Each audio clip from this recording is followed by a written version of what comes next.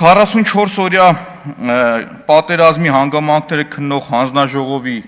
զեկույցի ապագան ինչ ա լինում։ Դուք եք իրավահաջորդը, այսինքն այդ հարցերը ուղղել եմ միայն ձեզ։ Ես ուղղել եմ ձեզ, ասում եմ ինչ եք անելու դուք։ Հրապարակելու եք, չեք հրապարակելու, վերջապես պատգամավորի այդ հանձնաժողովի կարգավիճակի արժեքը ինքներդ նախկինում պետք է գնահատեք։ Եթե հասկանում եք, որ վերջնական արդյունքում չեք կարողանալու հրապարակել, որ հույժ գաղտնիա կամ ուրիշ խնդիրներ կա, չմտնեք դրա մեջ։ Այն մի տոննա կոկային ինչ եղավ, ժողովուրդ, այն ԱԱՑ-ն որ տարավ։ Կարող է որ վաճառվում է, դա վաճառվում։ Ես ուզում եմ խոսել ոլորտները, որոնք որ լինելու են հանձնաժողովի իրանց օրենսդրական նաև կարգավորումները հանձնաժողովի տիրույթում,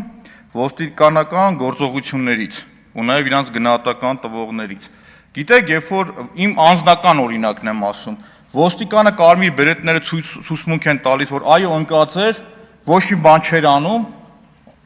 արդեն ձեռնաշղթաները ձեռքին էր, գալիս խփում եմ ես։